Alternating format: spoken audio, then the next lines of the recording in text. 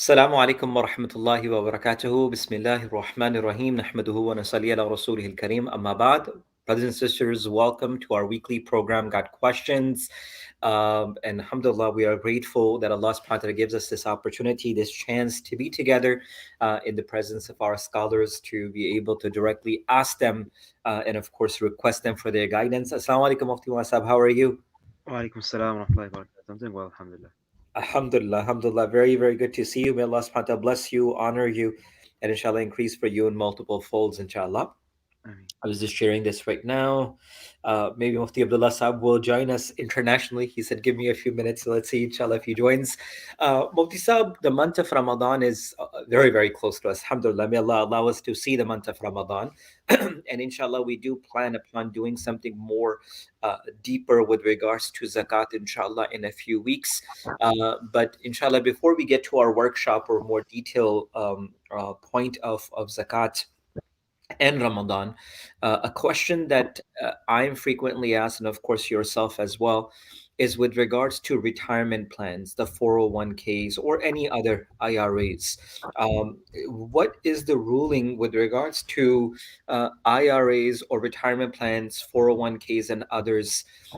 And zakat. I know that the question is it's a large question because there are multiple segments and portion of it. If you can kindly break it down, like I know that we're looking at the permissibility or not permissible, but then how much access you have to your portfolio of where you can have that monitor or not, and then with regards to when and if we have to pay zakat upon them. Bismillah ar-Rahman ar-Rahim.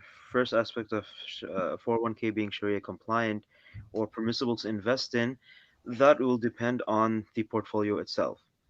You would have to choose a Sharia compliant portfolio or a broker who will assist you in doing that. So that's something important. If you cannot or if you don't get a Sharia compliant portfolio, then the whole thing would be impermissible. But if you are able to get a Sharia compliant portfolio, normally through a Sharia broker, then the 401k would be permissible. In regards to zakah, the 401k usually has two components to it. There's the funds that are invested by the employer, and then the funds that are invested by the employee. So the amount, whatever is invested by the employee, that would be completely zakatable, 100% of it. The employer's investments, only that amount which is vested or the ownership has been transferred over to the employee, that portion would be zakatable. The other portion that's not vested would not be zakatable. When it comes to other IRA, other retirement funds, we would have to really see which plan it's going through, how it's going through. But in most cases, most of it is zakatable if it's invested by the employee only. Well, so with regards to the question that some may have, where people say we don't have access to our money, or if we do take out the money, then it's going to be after deduction of funds and penalties. How do we answer that particular question? Because they're not taking that out right now, so they're not paying penalties, they're not paying taxes on it. The funds are completely there. But how do we? What is that aspect of is it is it still upon an individual to pay even though they may say that they don't have complete access to it, or if they do have access, this access is limited through penalties and taxes? Zakat will be due on it annually, even though you don't have direct access to it, because the investment itself is voluntary. You voluntarily invested in it, even though you don't have unrestricted access at the moment. You would still pay zakat on the full amount. You would not deduct anything. You would only deduct when you do take it out for that year. But as for the current years that you're not taking it out, withdrawing, you would continue to pay zakat on the portfolio value. Again, the part that you invested and the vested portion of your employer's portion. So, Jazakallah khair, Musab. And Musab, for those retirement plans or places where it's not optional, but it's mandatory for people that they have to cut a certain portion of their salaries for their retirement plans. I'm not sure if there was a state employees or something like that. Some had mentioned 403B, or I don't exactly remember the exact plan, but if it is not an optional plan, and it's mandatory by your company or the state because you're a state employee, what happens to those individuals at that time? We would have to actually look at the contracts and see how it works or the schemes. But on a general note, if it's an involuntary deduction, then that's not considered to be part of yours until you receive it. So it won't be zakatable until you receive it, then you would pay zakat for that year only, or adding it onto your zakatable assets for calculation of zakat. Interesting. Jazakumullah khair. So that's great. Also with regards to when it comes to zakat itself, and when we are paying a point which is known as sadaqatul fitr or zakatul fitr, uh, would it be according to the amount of earning or the location of your earning, or would it be according to the place where you're sending the money? So, as a simple question, if someone is sending their fitr or sadaqatul fitr to different countries, the amount there is much lesser than maybe the U.S. itself. So, would it be according to your earning and your living, or would it be according to the place where you are feeding or giving that sadaqatul fitr? The authoritative position is that it would be in accordance to the person that's giving the sadaqatul fitr. So if I'm Okay. living here and I'm donating back home meaning somewhere in the subcontinent or any of these other countries, I would consider the rate in New York City. Okay. So the equivalent of the dollar amount, that's the amount of wheat or raisins or date that's usually given, would be according to the market price where we are living, and for us it would be like New York or whatever it is, and then it will be transferred to whatever country or place that you're sending. That local currency could be given there, but the equivalency or the amount would be from the place or location where you're living and earning. Correct. Alhamdulillah, Jazakallah khairan. Musab, there's also a question with regards to zakat where they say that is there a limit to how much zakat can be given to a person? Uh, can someone be given such amount of zakat that I know that say that they don't have to, they if they would become like responsible of zakat and stuff like that. I don't know, there's like a misconception or something, or is it a true thing? Because if you want to provide a single individual with substantial amount where they become strong enough to not be in need of zakat anymore, but they can continuously support and help others. The books of fiqh do mention that it is dislikable to give one person zakah funds such that he becomes wealthy now and he has to pay zakah. But that would be over that you would override that if there is a genuine reason or a need. Some people you give them zakat amount is what, like $450. That might not do anything for that person. So you can give them maybe like you can give them $2,000 and it might be helpful to them. Depending on the situation, you can give them more than the nisab amount.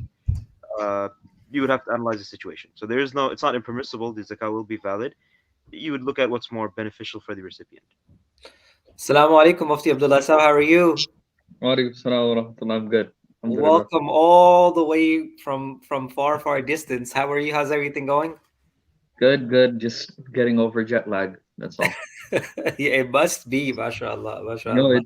it took like 2 days, man. 3 days to get over jet lag. Right now is like this is the first time I'm feeling okay. I think you should meet up with Zia Bhai. Zia Bhai said salam from Pakistan. He's with his mom and dad in Pakistan. Oh, mashallah, mashallah. Walaikum salam. Zia Bhai, you should meet up with Mufti Abdullah there, inshallah. That'll be really nice. Yeah, Uh, if he's in Lahore right now, let's meet up, inshallah. Alhamdulillah. Mufti Sahab, how's everything going? How is your journey? Something that you learned through your experience and journey? Share with us. Oh man. Uh, pearls of wisdom. Yeah. Astaghfirullah. Safarnama. Something I Safarnama. learned through my journey is it's very difficult traveling with kids. I mean, everyone with kids already knows that, but it's just I never traveled Stop with three scaring kids like Mufti Muasab. Stop scaring Mufti Muasab, please. no, not no. He's not scared, man. He's not scared at all. He's Alhamdulillah. ready, inshallah. That's great, alhamdulillah. But it's good to see you there as well. So we're just talking about the 401k point, Mufti Abdullah Sahab, before you join, because the Zakat's points are coming in so much. People are asking so many questions. So one of our concerns with that, Mufti Sahab, with regards to a question of stocks and dividends, is it something which is similar to rental properties, where what do we do with stocks and dividends? Is it according to the market price of the stocks, or is it the dividends, or would it depend on the intentions of the individuals of why they have specific stocks as well? So, how would we gauge zakat with regards to our stocks? So dividends are completely zakatable, or you would add that to your zakat calculation. But one thing that's important to note is when we do give zakat on the dividends, it's necessary before we give zakat, we also purify the haram percentage from it. Usually, most stocks will have a small amount of haram percentage.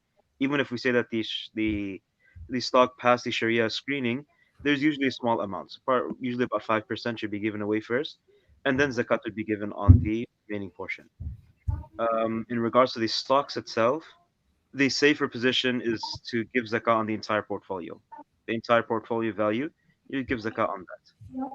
So, Uh-huh. So Musab, even when we talk about Sharia compliant stocks, or stocks that are okay with, applications like Zoya, and I think, what was the other one with Mufti Nana and Sheikh Imran Usmani? Subhanallah, I forget, with Pakistan. Do you guys remember that? Uh, no. They, they came up with a platform. Subhanallah, I completely. So even when those are like the Sharia compliance tax, we still have to take out a percent from there, 5% of the. Yeah, the Okay. Sharia compliant, well, a small percentage is overlooked because majority of these stocks do have that small percentage. Uh, Uh-huh.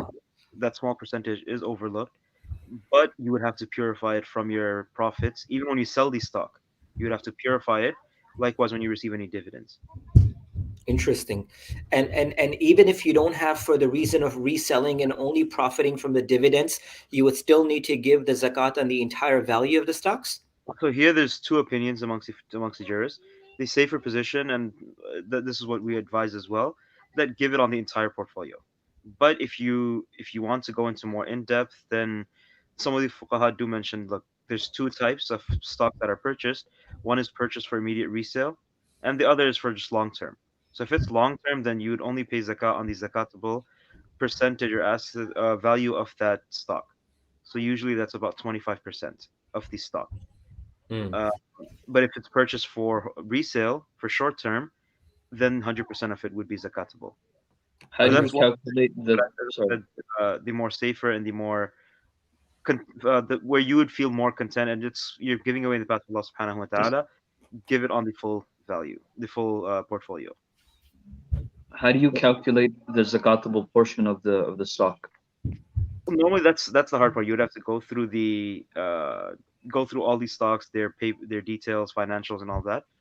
But they do have a, I think Mufti Faraz or someone went through a lot of these stocks, and they came across a proxy that about 25% of it would be zakatable.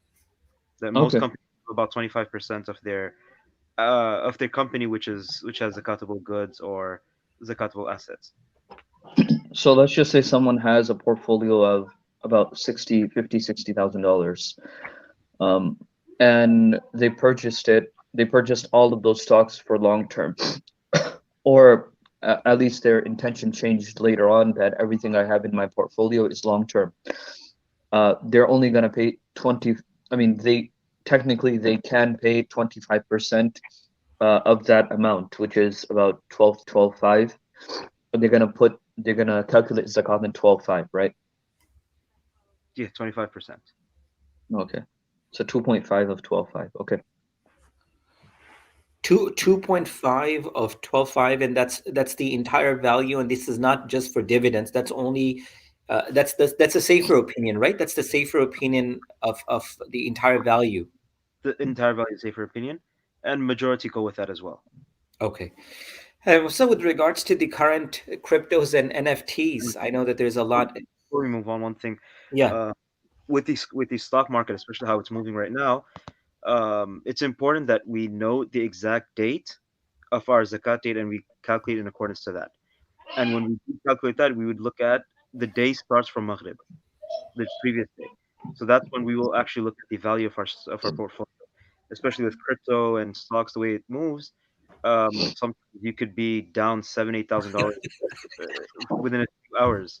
Which percent of the day that you find within the 24 hours of the day, the lowest of the 24 hours or the highest, inshallah? You, Inshallah. if you are able to remember and document the first time you became sahibul nisab, when you nisab, the first time you became your zakat date started, then you would go according to that time. But most people don't really have that recorded or documented, so we would go to the beginning of the day, and beginning of this day starts from Maghrib. So if your Okay. zakat date is on, for example, the 17th of Ramadan, so you would start from Maghrib 17th, night comes first, and you would calculate whatever is at that exact point. Hmm. That's interesting. So you always look towards the Maghrib portion of it. Yes, that's when the day starts, so that's when we will count. Muktasab, with the points of the NFTs and cryptos, how do we gauge those? Crypto would be zakatable. Um, NFTs, you would look at what's the purpose of purchasing them. If a person purchased it as just drawings or art, then there's no zakat on that unless they sell it. Well, even if they sell it, there won't be zakat on the thing itself, but the proceeds will be added onto the zakat calculation if it remains. But if the NFT is purchased for the purpose of reselling, then obviously it would be zakatable 100%. And the value would be according to the time that they're taking out the zakat. Correct. So they would be able to gauge the market value before they calculate the zakat, I guess. Well, the day that the zakat date, that itself would be considered. So if there's zakat date was on the 17th of March or 17th of Ramadan, then whatever the value is on the beginning of 17th of Ramadan, that's the price that would be considered. Motsa, with regards to land or properties which are not for sale but for rental purposes. So first, I guess we talk about rental properties, and with secondly, land. Do we have to have specific intentions for land, such as resale, keeping, undecided? What is some of the guidelines with regards to land and zakat and rental properties and zakat? Land itself is not subject to zakah unless you purchase it with the intention of immediate resale. So if you purchase it, I'm going to buy this land and maybe 20 years down the line I might sell it, or if the price ever goes up, I'll sell it, then that's not zakatable. But if you purchased it that as soon as I find a good price, I will sell it. Your purpose of buying it is to sell it immediately, then that would be zakatable. Well, I'm sorry to cut you off. Immediate means within a year period, 5 months, six There's months. no, there's no set period. It's your intention, your immediate intention is, hey, I'm going to sell it as soon as possible. Okay, makes As sense. of one, you're buying it, you're going to hold on to it. You might construct something, you might use the land, or you might sell it. It's like undecided, then there's no zakah on that. Mm. Mufti Abdullah Sahab, the shalwar kurta looks nice in Pakistan. No, No, it is my first time wearing shalwar kurta in 4 or 5 years. The It's- last time I wore it was the last time I wore it was leaving Pakistan. That's it. and it's greenish too, mashallah. And you got a white hat. Perfect match. Like you got the whole janda type thing, bro. Mashallah, man, mashallah. I got the full package. But the Roman, Oh man. What's up? just like the people of the society, the place. Yeah, I do have right next door is a masjid where they do salat was salam right before adhan, every adhan. So yeah, I'm trying to blend in. You fit right in, mashallah. You walk right in. Question is vegan diet halal consuming it in a non-halal restaurant? So there's two questions. The first one is vegan diet halal? Yeah. You're only consuming plants and you're only consuming things which are not meat. So as long as they don't have any impermissible items mixed inside, then it's fine. Usually they don't have vegan items don't have any impermissible things mixed inside. The second thing is eating vegan. He said vegan, right? Or Yeah, non-vegan? vegan, yes, vegan. eating vegan at a non-halal restaurant. Usually, what they do in non-halal restaurants, even when they're preparing vegan food, is or they have an or allergy food is they usually have a separate allergy table, or they have a separate vegan table, and a lot of the equipment is separate as well. Usually, it's already done like that because of how crazy people are when it comes to vegan and allergies, and how particular you have to be as a restaurant, and the legal claims that can come if you're not particular. So usually that should be fine. But if you just want to be on the safe side and just ask, hey, is the vegan item or the vegan items prepared separate from the meat items? And they usually say yes, and then it should be fine, inshallah. Just to add on to that, in many places they do use alcohol and wine. That is not against a vegan diet. So you'd have to make sure that there's no alcohol, wine, or similar products that are being used in the meal. Oh, Jazakallah khair. That's really, really good. That's really important. Ali Is Rasool bhai goes, Peru se Pakistan, Zia bhai, kya baat hai? Zia bhai is traveling the world, mashallah. He's all different places. Mufti Abdullah Sahib, you were going to say something. Sorry, I cut you off. Yeah, so I like the point that Mufti Muaz brought up. I just hinted towards that, but I just want to hint towards or ask another question is, kosher, when we say kosher and people usually equate kosher with halal, is kosher the same thing as halal? There's a whole discussion about um, how alcohol can be used in kosher, but obviously alcohol cannot be used in halal. Can someone elaborate on that, please? So the whole aspect of kosher, just like we have problems with halal in our today, where we have like machine slaughter being used and all these other so-called halal, it's not actually halal being used. The Jews have something very similar as well, where the way it should have been slaughtered or the animals should have been uh, used or cut, that's not how it's being done today.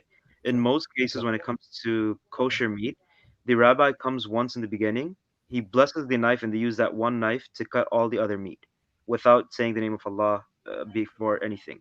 And many places they use machine as well. So that would be impermissible according to us. According to the majority, that would be impermissible, and because of that, the kosher wouldn't be halal. But if a Jew or a Christian was to slaughter an animal and say the name of Allah while slaughtering in front of us, and we see that they're actually slaughtering it, then yes, that would definitely be halal. But going back to your thing, with kosher, sometimes we do rely on KD or UD signs on products, but Jews do, or they do consider wine to be permissible for them. So if you see wine in a thing and it's kosher, then that would not be halal. We're talking about non-meat product. So meat product, that's already questionable, that you would have to verify how it's being slaughtered and what the procedure is. In most cases, it would not be fine. But non-meat products, just by seeing a KD or a UD, it would not be sufficient. You would have to really see if there's any wine, if there is any other impermissible product being used that might be halal for them, but not for us. Interesting. Jazakallah khair. I got a question from a friend yesterday, uh, and he had asked that they have a goat farm in one of the countries, and usually what they do is that they raise the animal, and buyers come to them, and these goats or these animals are in the infant stage, like 4 months, 5 months, 6 months, and certain individuals and buyers come and they say, we want to buy this animal, and we are unable to take this animal back at home, so you guys keep this, we will give you 50% of the money, and after a few months, 6 months, you take care of it, and we will come back and pick this animal up and give you the rest of the money. In this particular case, the brother had asked that sometimes weather, sometimes other situations, if the animal dies, then who takes the responsibility for the money? Meaning, does this individual, as the owner of that farm, takes the rest of the money, or he returns that money back to those who had given a 50%? They don't have a written contract as of yet. They don't have any mamala that they do. Is there anything specifically that we can guide them or maybe write, or what would be the best approach for them? When they sell, when they what's the exact transaction that takes place? Do they So the purchase? transaction is that they have a farm where they are raising goats. People come in and they see an animal, they really like it. It's very small, 4, 5, 6 months, and they say that we will keep this. You keep this animal. We give you 50% as they say bayana, which is the down payment for that animal, and then they say that we will come back maybe in 6 more months until this animal grows and it's large enough or big enough for us to take, and we will give you the rest of the money at that time when we pick up this animal. They really don't have any contract, they don't really have any specific mamala at that time. They were just figuring out what happens, meaning should they have a specific type of transaction, who takes the blame, who takes responsibilities, uh, and they're open to any mashwara or guidance from the scholars in this case. It's not clear whether a sales transaction is actually taking place or not. Um, if they are purchasing, if the customer is purchasing it already, and he's paying half now, half later, which would be on credit, then it belongs to the person. It belongs to the customer. But if the transaction is not taking place, it's more like a promise to buy, and they just reserving it, then it doesn't belong to the customer yet. It would only belong to them when they do purchase it. So I think this is So what would have to be confirmed with them to see what exactly is taking place. so from the wording, it seems as though it's a deposit or a down payment, which means that the customer is purchasing it instead of giving it as instead of just taking their word and just saying that I want to reserve this. So reservation would be different than a bay'ana, a down payment. So these are two different things, right? Yeah. But yeah, we can. I mean, wording doesn't really have that much of an effect. But if we can just have that clarified from the customer and the seller and the farm, that would be much easier to give a ruling on. Okay, so current transaction feels like what? I've already asked him to send us a detailed written contract, whatever they have or whatever they have in mind, so at least we can look over the entire contract and see what is a proper Sharia compliant method of them doing their business. But inshallah, I'll share that with you guys soon through an email. But I guess it could go both ways depending on how the contract is written. Yeah, Yeah. it could even be a little bit a little bit more complicated. But I'm not going to discuss that over here. We'll discuss that after we see the contract, inshallah. Okay, good. Did Mufti Muasab's phone? I'm still here. Okay. My 5%, I'm like charging it. Oh, okay, okay, no problem, no problem, no, Jazakallah. So we'll take this as a last question. What is Sufism? Is that Islam? Get this a lot these days, huh? Subhanallah. What is Sufism, man? Sufism is a whole spectrum. It's a whole people do weird things in Sufism, and then there's also correct things within Sufism. I think Sufism is it's a name which people loosely use right now, and like I said, it's a spectrum. You have people on one extreme, and you have people on the other extreme, and then there's those people in the middle. In Sufism, if there's anything against Islam, any aspect which is against Islam, against the Quran, the Sunnah, then that aspect would be against the Quran and the Sunnah. Obviously, we can't follow that aspect. But if there's an aspect which makes it easier for us to maybe follow the Quran, the Sunnah, or it's according to the Quran, the Sunnah, then that aspect would be according to the Quran, Sunnah. We don't have to give the name of Sufism to that.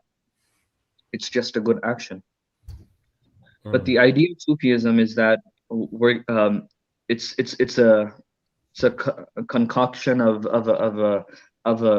so many different actions, and the whole idea is we're going to do these actions, we're going to do these things that get us closer to Allah subhanahu wa ta'ala. That's the whole idea. One of the things that sometimes we see that's the gatherings of Sufi gatherings do is sometimes there's dancing within those gatherings. Obviously, that is against the Quran, the Sunnah. That would be impermissible. Sometimes there's people sitting in a circle doing weird things. They do sajda to everything. They do sajda in a circle. I've seen very, very weird things. So just the general rule is that if there's anything against the Quran, the Sunnah, then it's completely haram. It's not permissible to do. But if there's something where some people come together and they're like, okay, we're gonna come together and we're gonna recite the Quran on a specific day, every week. We're gonna come together on Wednesday night. We're gonna recite Quran. That's a good thing. There's nothing bad about that. It's a good thing. Yes, they're putting it into a form, and they're specifying a time to make it easier for everyone to attend that. There's nothing wrong with that. So anything that is according to the Quran, the Sunnah is okay. Anything that is against the Quran, the Sunnah, no matter what name you put on it, Sufism, Wahhabism, or anything, whatever name you put on it, it's still going to be against the Quran, the Sunnah, whatever the ultimate goal is. Allahu A'lam. You guys can add on. I think So that's good, mashallah. the Mufti purpose Wasab, of you have anything else? the purpose of Sufism, or the concept of Sufism, essentially is tazkir nafs, to rectify oneself. And that's what it initially started off with. And this is from Nabi Sallallahu Alaihi Wasallam. From the Quran, we find Allah subhanahu wa ta'ala says, قَدْ أَفْلَحَ مَنْ تَزَكَّى, to rectify yourself, remove the evil and the spiritual malady from oneself. Now, to put that into a more organized form, people started following a person or setting guidelines, principles. But over time, it became different things started coming in. A lot of bid'at, a lot of innovation started coming in. So when we say Sufism today, often people would think of those twirling dervishes that are jumping around, spinning around. So those things, yes, obviously by default that would be impermissible or that would be reprehensible.